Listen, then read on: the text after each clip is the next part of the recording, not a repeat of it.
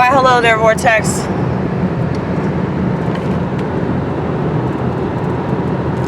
Don't you love these shots where you just have no idea what I'm gonna film next? Will it be a specific part of my face? Will it be the top of the car? Will it be the bottom of the car? Nobody knows. It's unpredictable filmmaking. I have this giant piece of electrical tape. You got a lot of electrical tape, baby. I do. I have so much. I gotta take it off. Hold on, baby. It really is like a damn seatbelt.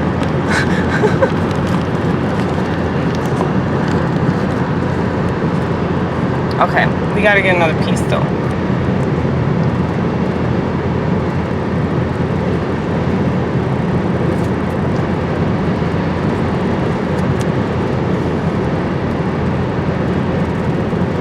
If you're in the vortex, could you please pray for my friend Alex? She's at the hospital right now. She's at the hospital right now, and she's been there for 8 hours. They still won't see her. I guess because they don't have beds at Vanderbilt. I find that shit hard to believe. They've had plenty of beds for COVID.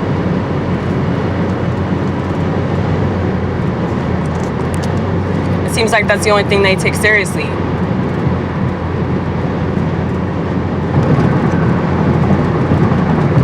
I wonder who's telling them to do that.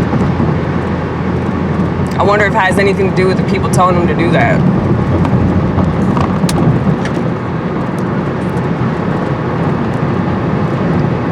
She's having a brain hemorrhage. That's what's going on.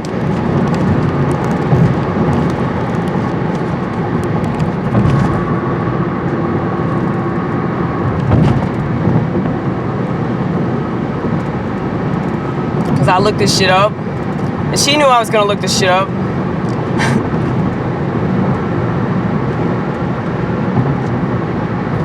Now, unfortunately, it's not just natural remedies to cure this thing. You know, she's probably gonna have to have surgery if it's that bad. If she don't have health insurance, I told her I'd help her pay for it. Cause she's my friend, you know.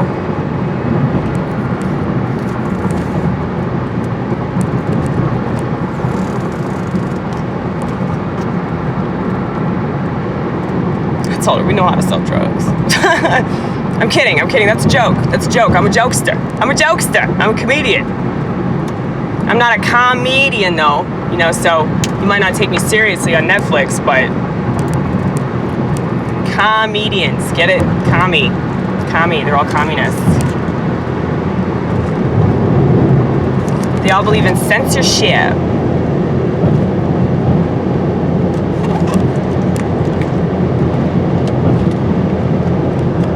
There you go. That's nice, isn't it? Yeah, I'm like super late. I really don't even want to go do comedy, but like I told John that I would be there.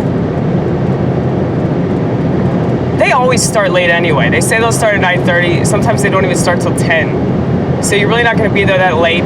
That other mic is going on at the East Room, so a lot of people show up late anyway. It's Tuesday night, which is comedy night in Nashville. Dude, I didn't know the East Room was back up. I might be going to the East Room. As much as I hate the East Room. You need to make another appearance.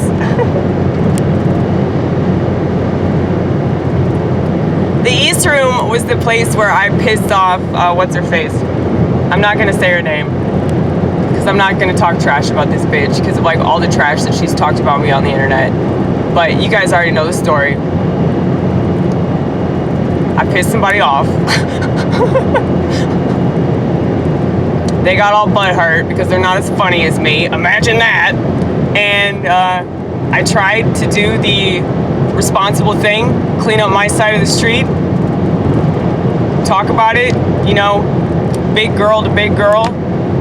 But that was worthless. That attempt was worthless. I made 3 separate attempts. and they were all worthless because she insists on being immature.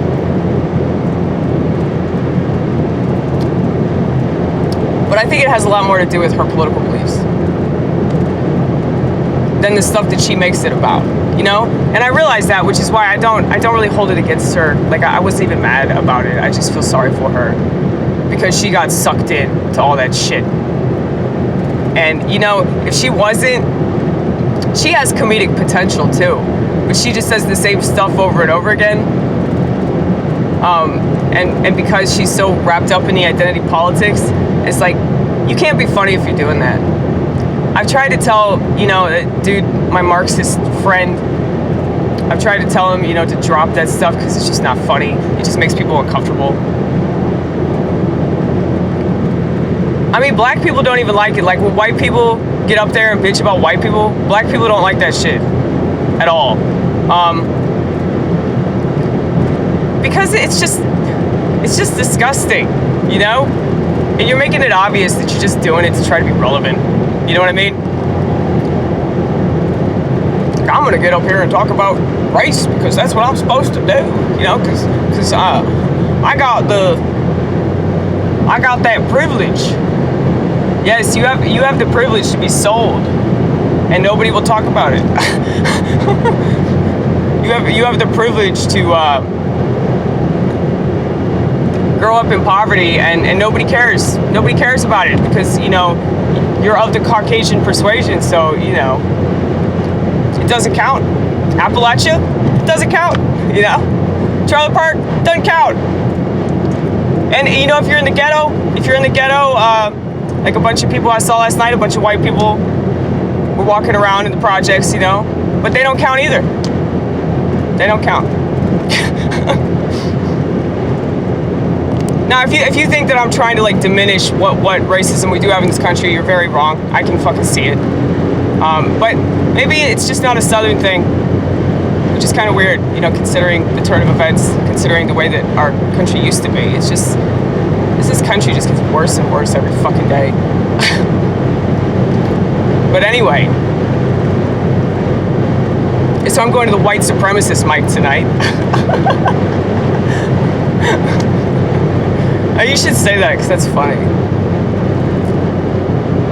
No, I really was tempted to just go back to sleep, but then I had to call my friend Alex to make sure she was okay. And so, I mean, she told me, like, before I went to sleep, she told me that she was in the emergency room. She's still in the fucking emergency room. She's still in the waiting room.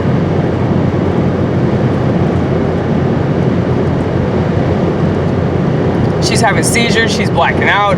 She's smelling metal, tasting blood, all this shit. And plus all that, she runs her family. I mean, I'm not going to go into the whole, you know, coinky-dink specialist side of it, because, you know, there's plenty of that to go around over here. But let's just say I don't think any of this stuff is coincidence. Let's just say that.